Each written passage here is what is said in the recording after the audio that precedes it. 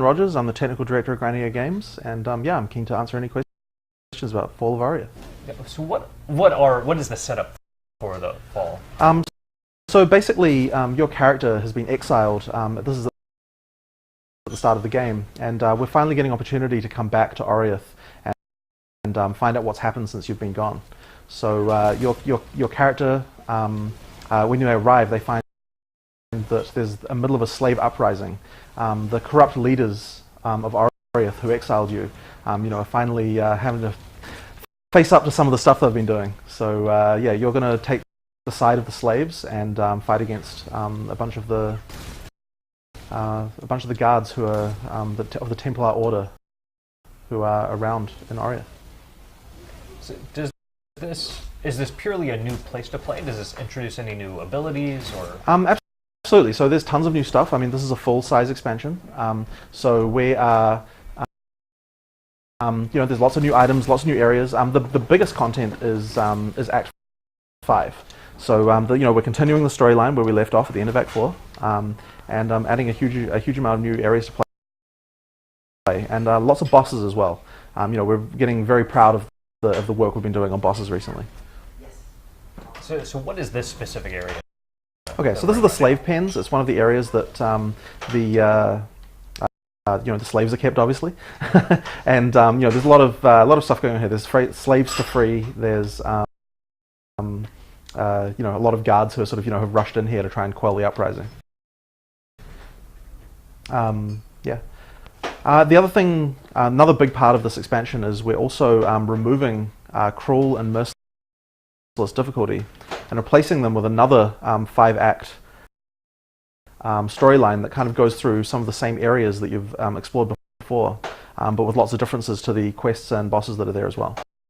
What kind of differences? Okay, so basically, so in the past, right, you'd play through the game Acts 1 to 4, then you'd play through the game 1 to 4 again, but with higher monster levels and so on, kind of like New Game Plus style thing. Then you play through the game one more time, so there's 3 playthroughs. What we've decided to do now is, rather than do that, we've kind of almost like made a sequel within the game, which is called Part 2. And the way it works is that you get back to the area that you went to before, but when you get there, all of the things that you did in the past have affected what happened afterwards.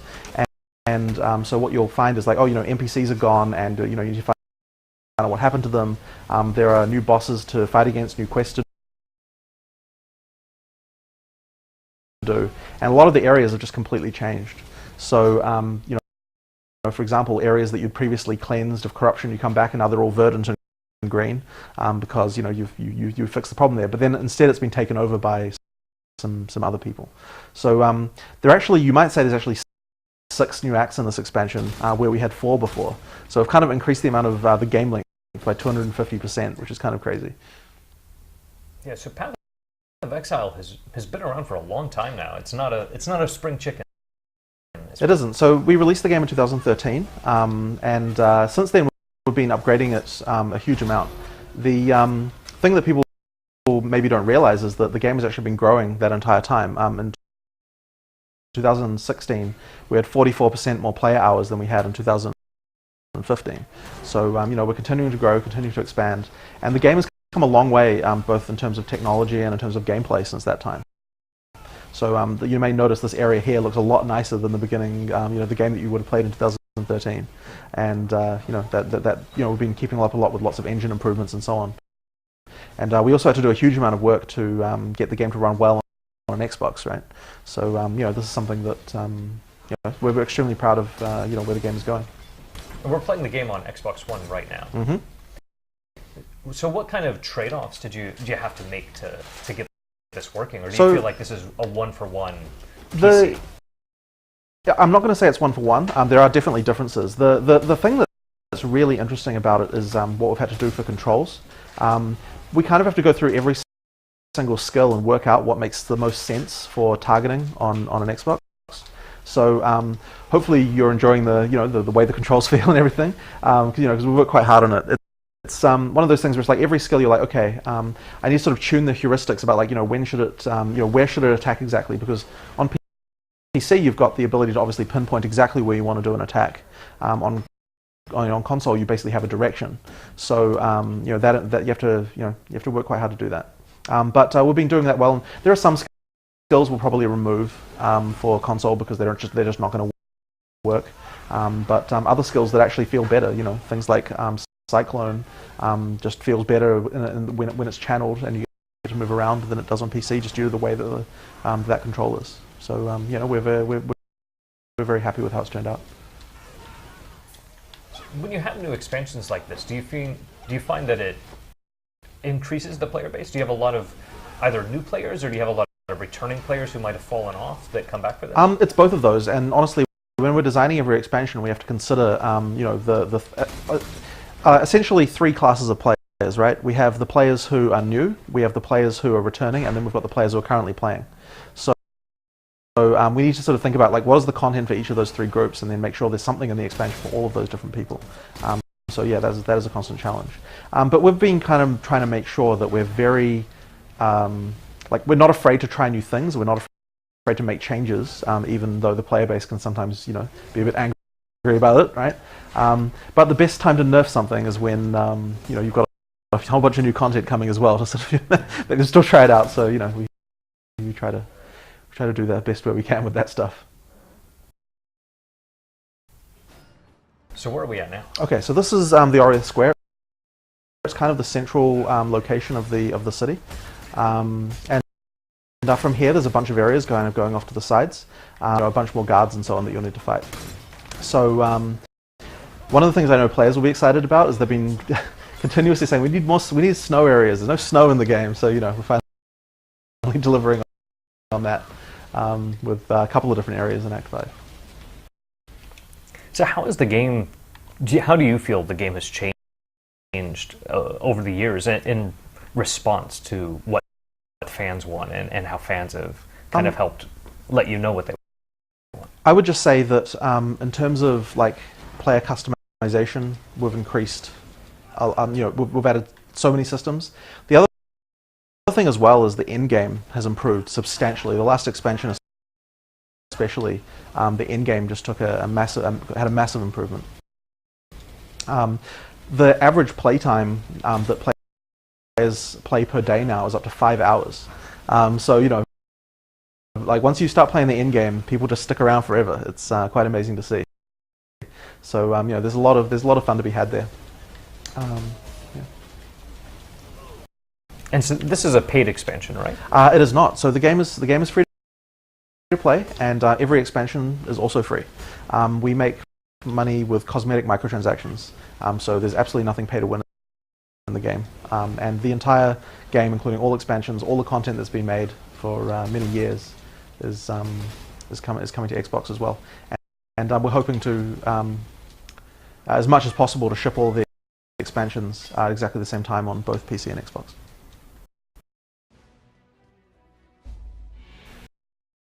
So this is High Templar of Varius. He's the one who's taken over the Templar Order in Orioth. He has a lot of very telegraphed attacks, and the other thing about him is that the fight evolves quite a lot as you continue.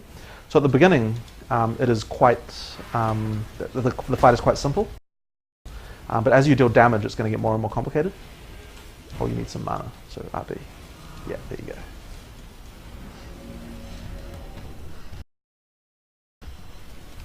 Yeah, so he can raise these statues. They're completely invulnerable, so it's a good idea to stay away from them. But after they turn back into statues again, they form cover, which you can use later in the fight to block projectiles, so they can become quite useful. Yeah, definitely useful. Okay, so you're going to have to, yeah. Now, you've actually run out of health flasks now, so you've got to be very careful. At some point in the fight, there's going to be a minion phase, and as you kill the minions, you're going to refill your flasks. So that's going to let you regenerate. So try and get it down to 50% health as fast as you can, and then there's going to be a minion phase.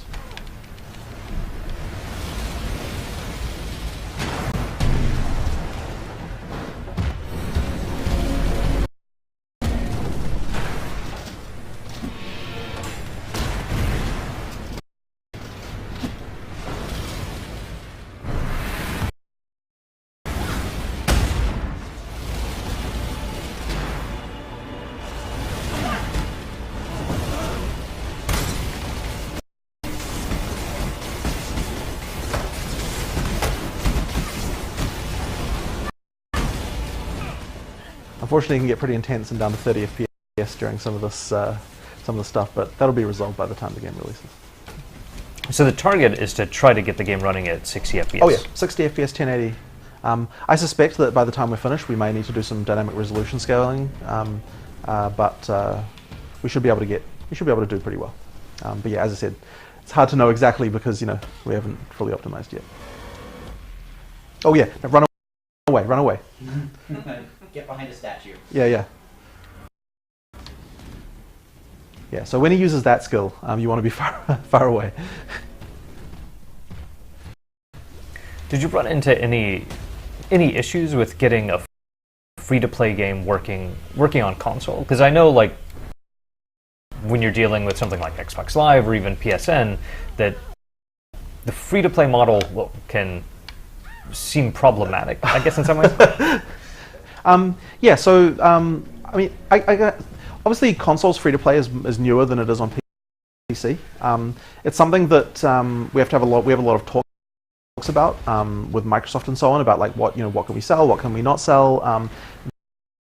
Some of the things we do in our business model on PC, they're not necessarily willing for us to do.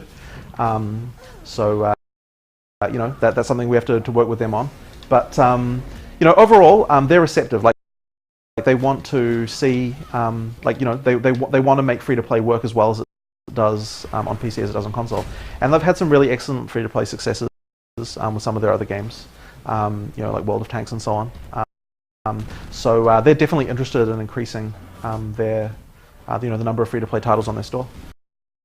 And we're hoping that we're going to be one of the bigger ones.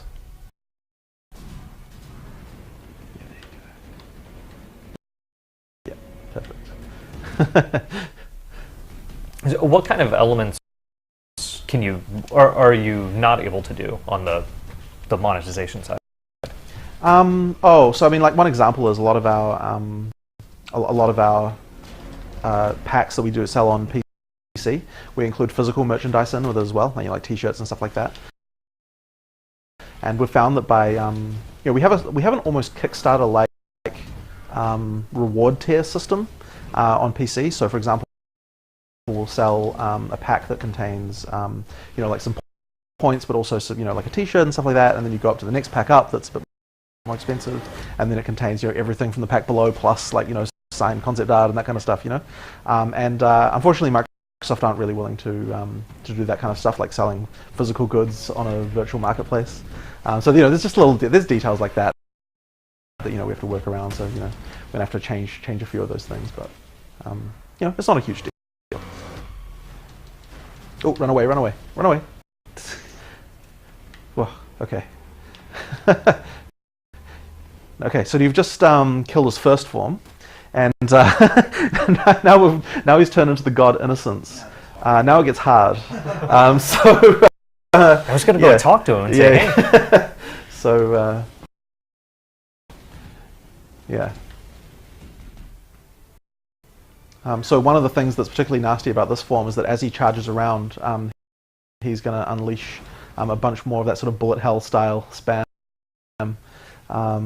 But I think you have to get him down a little bit first before he starts really amping it up.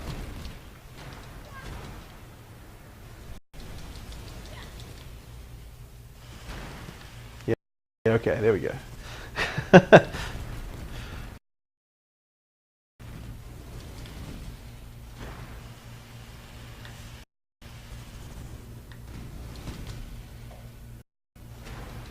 So in this expansion, there are 24 major bosses, like this one. This is a particularly important one, as it's the mid-act boss fight of Act 5. As I talked about before, there's the whole part 2 of this expansion, which I can also show you, and there's a lot of boss fights to be had in there as well. So let's talk about part 2, but just to sort of make you understand what part 2 is like, I'm going to show you a few areas in part 1, and then show you how they've changed in part 2, and that will mean that we can sort of compare.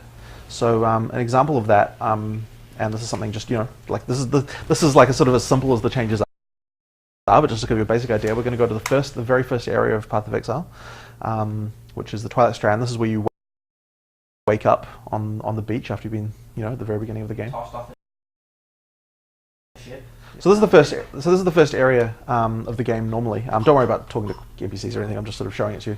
This is what it looks like. There's some monsters which apparently aren't wanting to actually show up. Yeah, there you go. So there's monsters and so on. You're way over leveled because this is the first area. Whereas in the Part 2 version of this area, things have changed somewhat. So basically, all of the noble people from... go down, yeah. You spawn in a different place. All the noble people from Oriath have fled the city.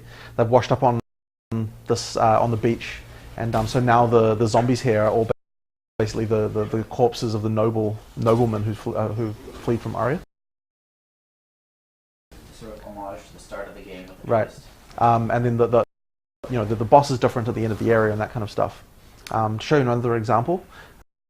This is an area that has a monster called Cadaverous, who's kind of corrupting the area, and so it's all kind of like smoky and corrupted. Putrid, everything's Yeah. dead and decaying. So in Part 1, you kill that guy. So then when you come back in Part 2, now it looks like... There we go. Now it looks like this.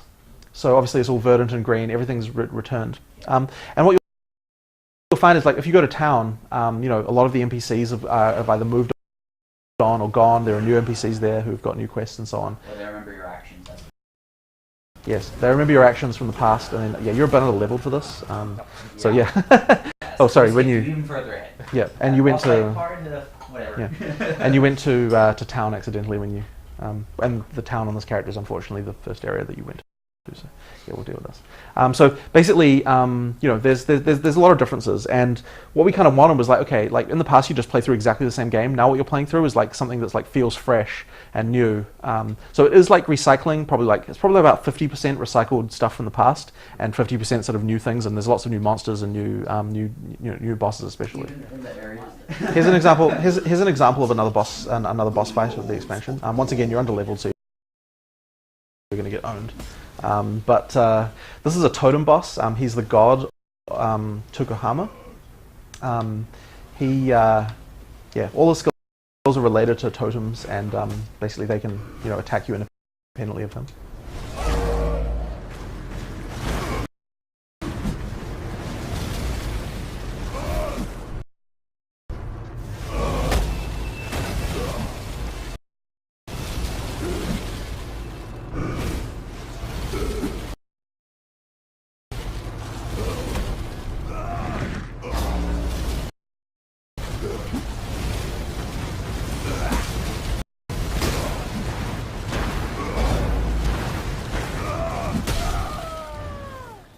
So that's an example of Tukuhama.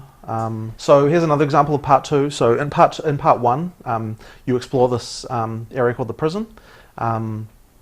In Part 2, you do enter the prison, but rather than going out the other side of it like you do in Part 1, you instead climb up a tower and eventually end up on the roof. So this is where you come from, so you want to go up there. Then you fight. So you're on the roof of the prison now, and then you have a fight with Brutus, who was a boss you fought before. And Chevron has reassembled him and is powering him up. So he has the skills that he had before, but only there's sort of powered up versions of them that you have to fight. And once again, you'll get completely wrecked by this boss since you're too low level.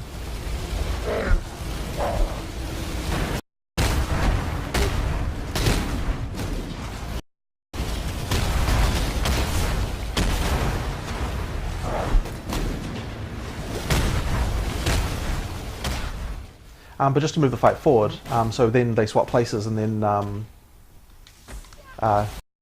she comes out, and she's even slightly harder than Brutus and has got a bunch more effects. So we run around when she's doing that because she's floating up in the air and then firing down. Yeah.